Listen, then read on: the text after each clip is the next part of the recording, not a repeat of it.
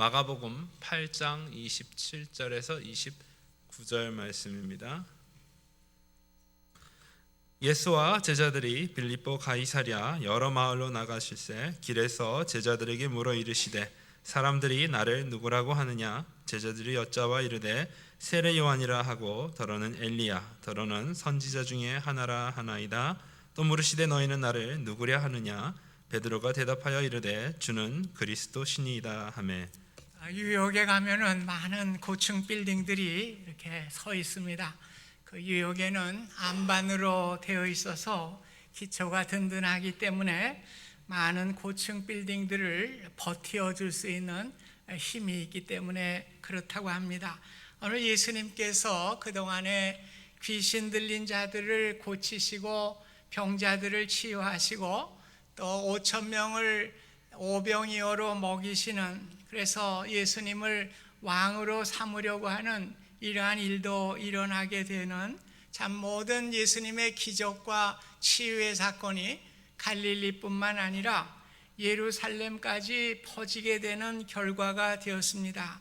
질병과 배고픔으로부터 해방받은 사람들이 예수님이 과연 어떤 존재인가 아마 관심도 있었고 호기심도 많이 가졌던 시점이 된 줄로 압니다. 오늘 예수님은 십자가를 지시기 6개월을 앞두시고 제자들과 함께 가이사랴 빌립보 지역에 홀로 이제 가시게 됩니다. 이 지역은 분봉왕인 빌립이 가이사 아구스도를 위해서 신전을 세웠기 때문에 오늘 빌립보 가이사라고 하는 황제, 또 빌립보라고 하는 빌립의 이름을 붙여서 가이사 빌립보 지역이라 이렇게 명칭을 불리게 되었습니다.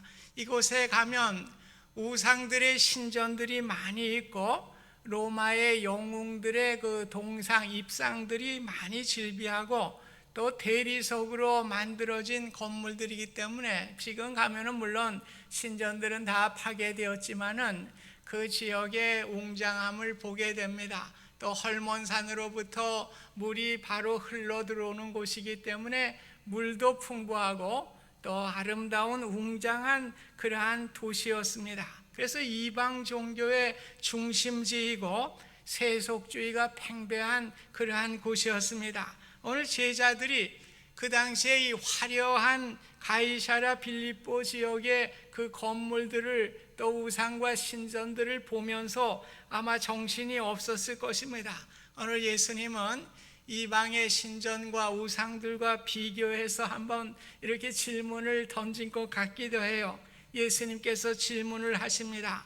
사람들이 나를 누구라 하느냐? 그러자 제자들이 대답합니다. 어떤 사람은 세례 요한이라고 합니다. 이 회개의 복음을 전했기 때문에 세례 요한이라고도 이렇게 하고요. 어떤 이들은 또 죄를 드러내는 일을 했기 때문에 이사야 선지자라고도 그렇게 이야기를 합니다. 또 어떤 이들은 국률과 동정심을 가지고 백성들을 국률이 여겼기 때문에 예레미야와 같은 선지자 중에 한 사람입니다. 이렇게 대답들을 합니다. 그때 예수님이 다시 제자들에게 묻습니다. 그렇다면 너희는 나를 누구라고 하느냐? 오늘 수제자답게 베드로가 대답을 합니다. 주는 그리스도시요 살아계신 하나님의 아들이시니라. 물론 이 말씀은 지금 마태복음 16장에 나와 있는 병행 구절을 제가 말씀하고 있는 것입니다. 오늘 그리스도란 말은 메시아의 헬라식 표기법이죠. 그래서 예수님이 메시아이십니다. 유대인들이 기다리고 기다렸던 구원자가 바로 예수님이십니다. 또 하나님의 아들이란 말은 족보적인 의미가 아닙니다. 족보에 나오는 아버지와 아들의 의미가 아니고 하나님과 독특한 관계를 말씀하시는 것입니다. 즉 예수님이 하나님 되심을 고백하는 말씀이 되겠습니다. 예수님은 죽은 자의 하나님이 아니시고 살아서 역사하시고 우리와 함께 하시고 우리의 기도를 들으시고 우리와 동행하시는 임마누엘 하나님이십니다. 이렇게 고백을 하였습니다. 오늘 마태복음에는 이러한 신앙의 고백을 한 베드로에게 예수님은 바요나 시모나 내가 복이 있도다 이렇게 칭찬을 해 주셨습니다. 곧 이어서 이를 알게 하니는 혈육이 아니요 하늘에 계신 내 아버지시니라 이렇게 말씀을 해 주셨습니다. 왜 복이 있다고 그렇게 말씀을 하셨을까요? 오늘 신앙의 고백은 지식의 문제가 아닙니다. 오늘 세상의 문제를 푸는 것은 우리의 지식을 가지고 상식을 가지고 문제를 풀어가지만은 오늘 주님께서 그리스도시이고 살아계신 하나님의 아들이라고 고백할 수 있는 것은 우리의 지식이 아니고 하나님께서 가르쳐 주셔야만 우리가 그것을 고백할 수 있기 때문에 그렇습니다. 신앙의 고백은 세상의 지식을 가지고 하는 것이 아닙니다. 오직 하늘에 계신 아버지께서 주시는 확신이 있는 사람들만이 그것을 고백할 수가 있습니다. 이 신앙의 고백은 아무나 할 수 없는 것입니다. 오직 하나님의 택하신 자녀들만이 고백할 수 있기 때문에 인간의 의지로 얻어지는 것이 아니라 하나님의 은혜로 얻어지는 것이기 때문에 복되다 이렇게 예수님께서 말씀해 주셨습니다. 우리 신앙의 고백은 내 신앙의 고백이 되어야 되는 것이죠. 오늘 죽은 이방의 우상들이 많이 있는 곳이었습니다. 그러나 오늘 우리 주님은 살아계신 하나님이십니다. 오늘 이스라엘 백성들이 말하는 살아계신 하나님이라 말은 하나님께서 생명이 계시고 활동이 있어서 하나님이 사람을 위하여 행동하시는 모든 것이 하나님의 역사로 이루어지게 됨을 고백하고 있는 것입니다. 그래서 살아계신 하나님이시기 때문에 늘 나의 삶과 관계를 맺고 계시는 하나님을 고백하게 되고, 그래서 하나님의 축복이 아니면 한순간도 살아갈 수 없는 존재가 바로 우리들의 모습입니다. 이렇게 고백을 하는 것입니다. 그래서 살아계신 하나님을 믿는다고 하는 것, 우리가 이스라엘 백성들이 애굽으로부터 구원함을 받았어요. 광야의 생활을 거쳐서 이제 가나안이라고 하는 땅으로 들어가서 세상 가운데 살아가게 될 때에 오늘 하나님께서 분명한 신앙의 고백을 하게 하셨습니다.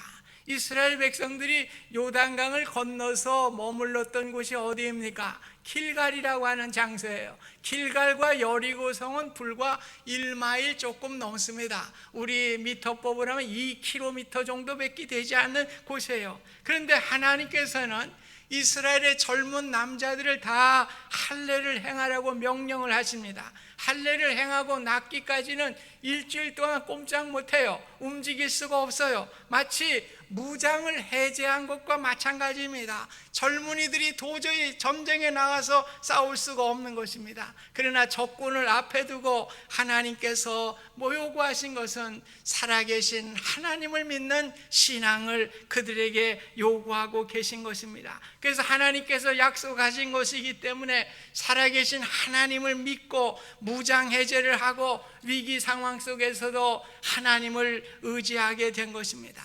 왜 두려움이 없었겠어요? 왜 그들에게 참 공포가 없었겠습니까? 그러나 살아계신 하나님의 명령이니까 하나님의 말씀에 순종하게 될 때에 적군들이 쳐들어오지 않게 되고 결국 여리고성도 아무런 힘 없이 그들이 그저 여리고성을 돌기만 해도 여리고성이 무너지게 되는 놀라운 역사가 일어나게 된 것입니다. 오늘 우리의 신앙은 살아계신 하나님을 믿는 신앙이에요.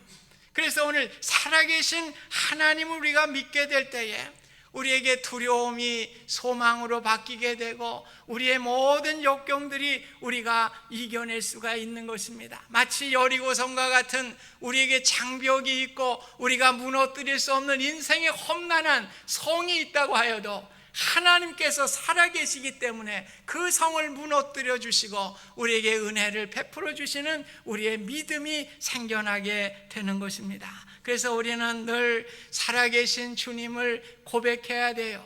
남들이 얘기한다고 그렇게 되는 게 아니에요. 제가 늘 얘기하지만은 영국의 레틀경이라고 하는 유명한 지휘자가 있어요. 그분이 메시아의 공연을 하게 될 때에 유명한 소프라노 가수가 나와서 내 주는 살아계셔서 날 지켜주시네 그래요. 물었어요. 당신 그거 믿어요? 얼굴이 새빨개졌어요. 결국에는 그 신앙을 믿게 되고 또 위대한 신앙가가 되었다는 것입니다. 오늘 우리가 입술로 고백하는 것이 아니라 내 마음으로 내 주는 살아계시고 오늘 날 지켜주시네. 오늘 이 신앙이 우리에게 필요해요.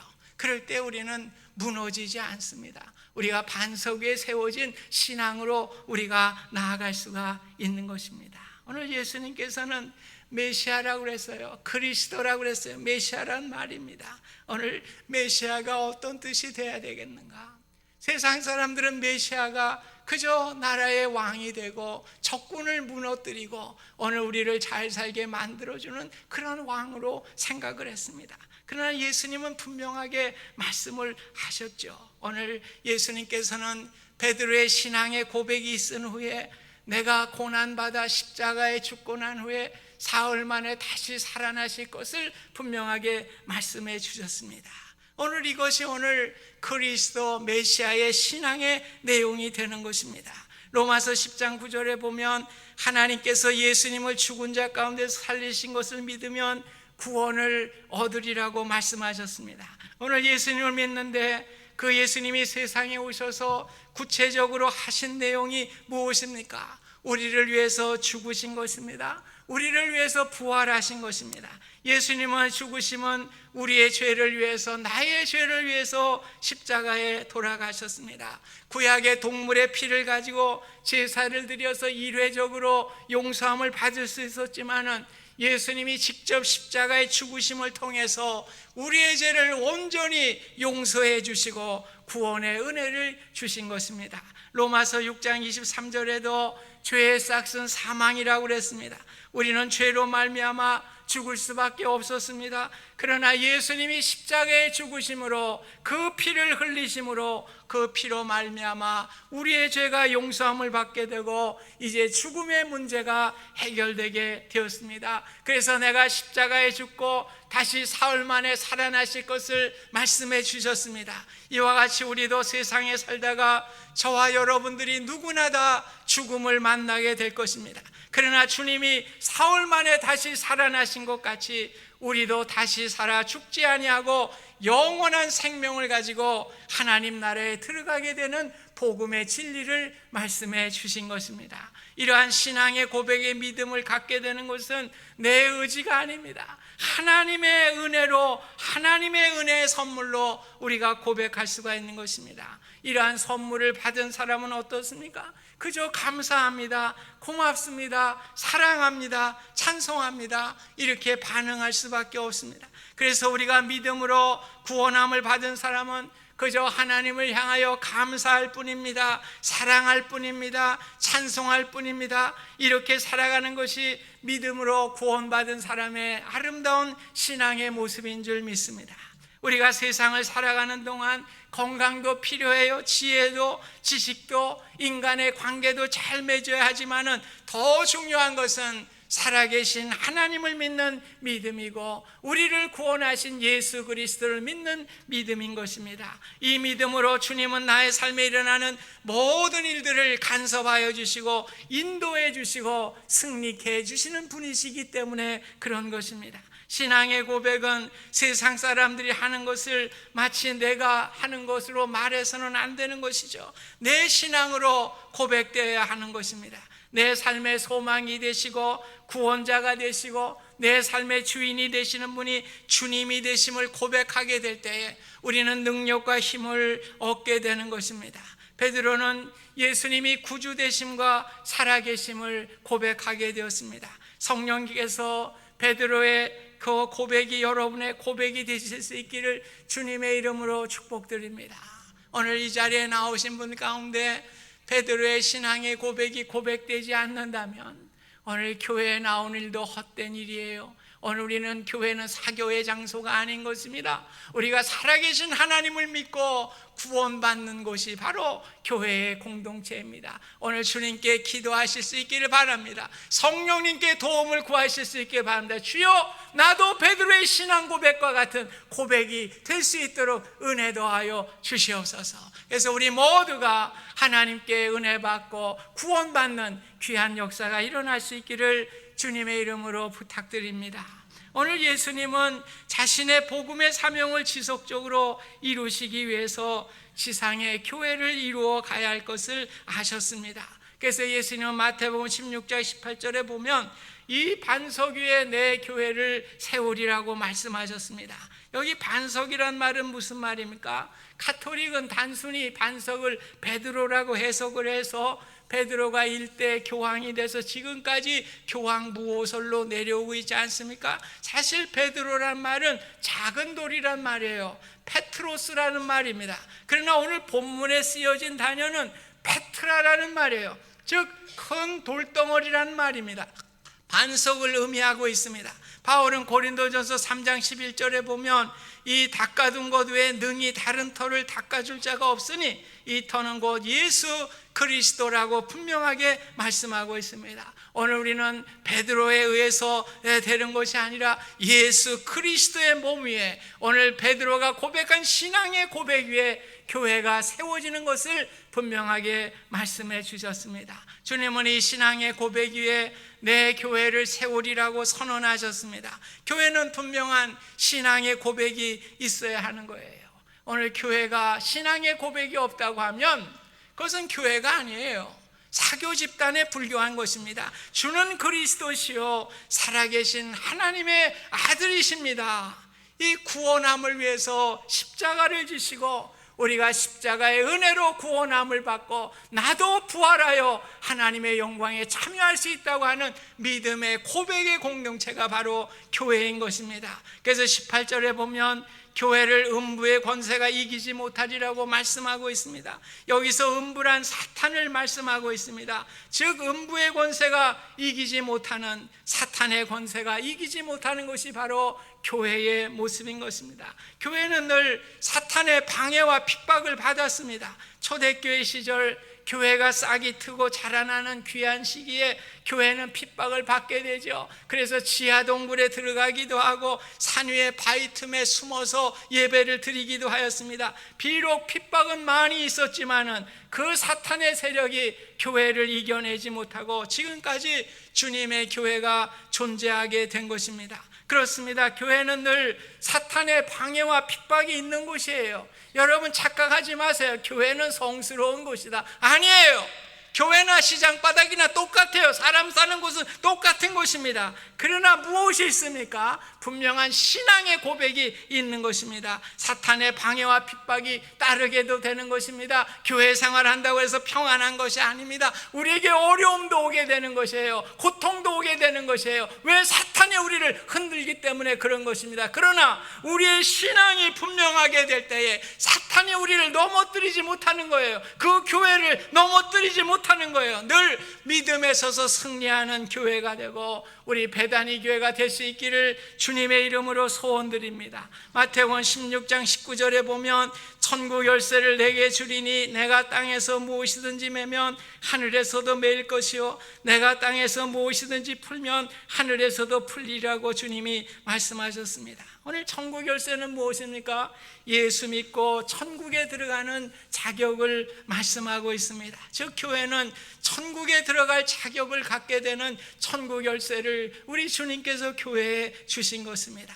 교회는 천국에 들어가게 하는 자격을 갖는 열쇠를 가지고 구원의 역사를 이루어가는 것이 바로 교회의 공동체인 것입니다. 여기서 강조하는 땅에서 매면 땅에서 풀면 땅에 있는 지상의 교회를 중요성을 말씀하고 있는 것입니다. 만약에 존재하는 우리 배단위 교회가 천국 열쇠를 풀고 매는 사명을 잘 감당하게 될 때에 하늘에서도 이를 도와주고 인정해주고 함께해 주신다고 하는 말씀이 되겠습니다. 우리 인생을 냉철히 생각하시기 바랍니다. 우리가 이 땅에서 붙들고 갈 수 있는 것은 아무것도 없어요. 우리는 빈손으로 왔다가 빈손으로 가는 것이 우리의 인생의 모습인 것입니다. 왜 우리는 붙들 수 없는 것들을 붙들려고 발버둥 치고 살아가고 있는가요? 우리가 물질을 붙들려고 합니다. 명예를 붙들려고 합니다. 지식을 붙들려고 합니다. 결국 그것도 다 놓고 갈 수밖에 없는 것입니다. 그래서 에콰도르에 순교를 당한 짐 엘리엇은 이런 말을 했어요. 어차피 붙들 수 없는 것들을 붙들려고 몸부림치는 것보다 더 어리석은 사람이 어디에 있는가? 그러나 정말 놓치지 말아야 할 것을 붙들고 사는 것을 위해 삶을 헌신하는 것은 낭비가 아니다. 그런 얘기를 했어요. 오늘 세상은 다 지나가는 교회라는 성도의 공동체는 영원해요. 세상은 다 없어지지만은 교회는 영원한 것입니다. 영원한 가치인 교회를 붙들고 구원의 역사를 이루는 일에 우리의 남은 생애를 헌신하고 봉사하실 수 있기를 바랍니다. 이 지역은 물론이고 온 세상을 향하여 복음의 역사를 이루는 복된 교회가 될 수 있기를 주님의 이름으로 부탁드립니다. 오늘 예수님은 오늘의 말씀을 하시고 자신이 고난을 받게 되고 장로들과 대제사장들과 서기관들에게 버림받아 죽임을 당하고 사흘 만에 다시 살아나실 것을 그들에게 가르치셨습니다. 전혀 뜻밖의 말씀이죠. 베드로가 그 말을 들을 때 화가 났어요. 짜증을 부렸어요. 예수님께 항의를 했어요. 그래서 영어 성경에 보면 리뷰크라고 되어 있어요. 아주 따져물고 아주 그냥 예수님께 그럴 수 없다고 그렇게 이야기를 했습니다. 오늘 예수님은 다시 베드로에게, 제자들에게 말씀하십니다. 누구든지 나를 따라오려거든 자기를 부인하고 자기 십자가를 지고 나를 따를 것이니라. 오늘 예수님의 신앙의 고백만이 아니라 우리의 인생의 걸음걸이, 그 삶을 요구하신 것입니다. 오늘날 인터넷과 많은 책들을 통해서 지식이 많이 쌓이고 있어요. 그래서 마치 앵무새 같아요. 그저 남이 얘기하면 따라하고 앵무새 같은 신앙으로 우리가 살아갈 때가 많이 있습니다. 오늘 주님이 요구하는 것은 확실한 신앙의 고백일 뿐만 아니라 내 십자가를 지고 따르는 헌신의 삶을 말씀해 주고 있습니다. 오늘 우리가 든든한 신앙의 기초 위에 서게 될 때에 우리에게 헌신이 또 요구되는 것입니다. 오늘 우리는 든든한 신앙을 가질 때에 내 자신과 교회를 버텨줄 수 있는 힘을 얻게 되는 거예요. 신앙밖에 없어요. 고백밖에 없어요. 우리가 내 자신을 버텨줄 수 있는 것은 기초가 든든해야 돼요. 오늘 신앙의 고백이 분명하면 오늘 살아계신 하나님이 나와 함께 하심을 믿을 때에 우리는 넘어지지 않아요. 우리 주님이 함께 하시기 때문에 우리가 믿음으로 승리하며 나아갈 수가 있는 것입니다. 여러분의 삶 가운데 왜 어려움이 많겠어요? 목회를 하는, 주님의 일을 하는 목사에게도 어려움이 있는데 세상 일을 하는 여러분들은 얼마나 더 많은 어려움이 있겠어요? 오늘 어려움이 많지만은 오늘 살아계신 하나님, 나의 삶에 역사하시고 나의 삶에 동참하시고 나의 삶에 함께 하시는 임마누엘의 주님이 계시기 때문에 우리는 두려워하지 않아요. 우리는 늘 주님을 의지하며 나아가게 되는 것입니다. 그래서 신앙이 무너지지 않습니다. 그 기초 위에 든든히 서게 되는 것입니다. 이 신앙의 기초 위에 어지러운 세상 가운데서도 우리 교회가 든든히 설 수 있기를 바랍니다. 주님의 복음의 사명을 감당하는 복된 교회가 되실 수 있기를 주님의 이름으로 부탁드립니다. 오늘 이 신앙의 고백 위에 주님을 향한 수고와 자기 희생의 삶이 되어서 낭비 없는 우리의 복된 삶이 되실 수 있기를 주님의 이름으로 축원드립니다. 고마우신 하나님, 오늘 예수님께서는 신앙의 고백을 강조하시고 오늘 그 신앙의 고백은 살아계신 하나님, 오늘 그 하나님을 통해서 우리가 구원함을 받게 되는 놀라운 역사를 우리에게 가르쳐 주셨습니다. 하나님 아버지, 이 세상 살아가는 동안에 분명한 신앙의 고백을 통해서 흔들리지 않는 우리의 삶이 되게 하여 주시고 주님을 위해 십자가를 지고 헌신하며 희생하며 이 세상에 없어지는 어떤 것이 아니라 주님의 나라의 보물로 쌓여지는 주님의 일을 위해서 헌신하며 나아가는 우리의 귀한 삶이 될 수 있도록 축복하여 주시옵소서. 예수님의 이름으로 기도하옵나이다. 아멘.